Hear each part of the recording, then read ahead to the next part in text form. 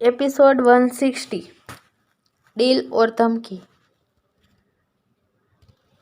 पायल ने भी अनन्या को देखा। महेंद्र जी ने सभी को अनन्या के वापसी के बारे में पहले ही खबर दे दी थी, इसलिए पायल अनन्या को देखकर हैरान तो नहीं हुई, मगर अनन्या पर उसकी निगाहें जरूर ठहर गई थी।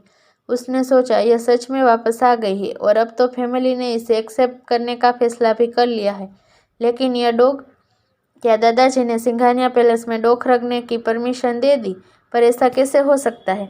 बचपन में कई बार निया और पायल ने पेट रखने की जिद की थी। उनकी हर डिमांड को पूरा करने वाले उनके दादा महेंद्र जी ने उनकी हर जिद पूरी की थी, मगर पेट रखने के लिए कभी परमिशन नहीं दी। और इस लिस्ट में डॉग के साथ साथ बिल्ली, बर्ड जैसे घर में पाले जाने वाले सारे जानवर शामिल थे। वहीं अनन्या की सोच भी थमी नहीं थी।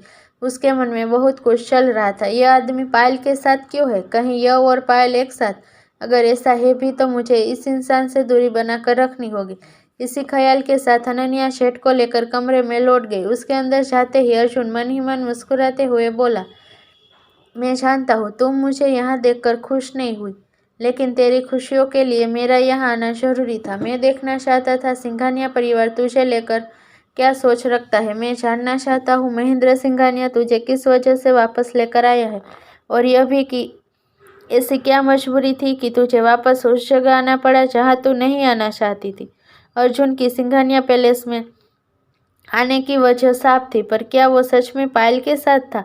पायल को सोच में डूबा देख अर्जुन उसके सामने चुटकी बजाते हुए बोला, एक्सक्यूज मी, क्या अब हम अंदर जा सकते हैं?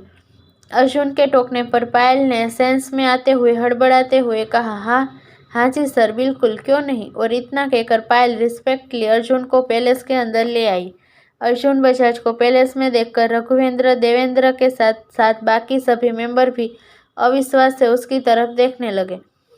अर्जुन के सालों से पब्लिक के बीच न रहने से ज्यादातर लोग उसका चेहरा भूल चुके थे, मगर अर्जुन का नाम आज भी चर्चा का विषय था। जहां सभी के आंखों में पायल के साथ आए आदमी को लेकर सवाल था, वहीं अथर्व की आंखें सिकुड़ गई थी। आगे आते हुए उसने अर्जुन से सीरियस लहजे में पूछा, are you Arjun Bajaj, right? जवाब में तुरंत पायल ने थोड़ा खुश होकर कहा, जी भाई, यह मिस्टर अर्जुन बजाज है। और पायल के जवाब ने सभी के सामने एक और सवाल खड़ा कर दिया। अगर उनके सामने मौजूद आदमी अर्जुन बजाज था तो पायल उसके साथ क्या कर रही थी?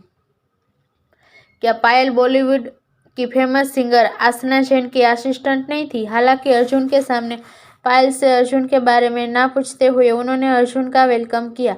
सभी की तरह सिंघानियास के मन में भी अर्जुन और अधीरा को लेकर बहुत सारी कन्फ्यूजन थी। कुछ दिन पहले ही अरशद की मदद से उन्होंने बजाज ग्रुप के साथ डील फाइनल की थी। हालांकि इन सब में अर्जुन का जिक्र कहीं नहीं था। ऐसे में यह कहना भी गलत होगा कि अर्जुन डील के सिलसिले में सिंघानिया से मिलने आया था।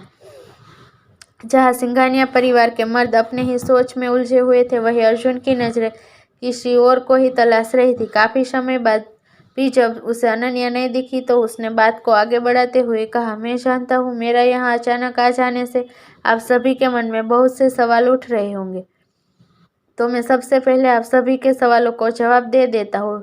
रिसेंटली बजाज और सिंघानिया के बीच जो डील हुई है उसको लीड करने वाला हूँ मैं। यह सुनते ही सभी थोड़े परेशान हो गए।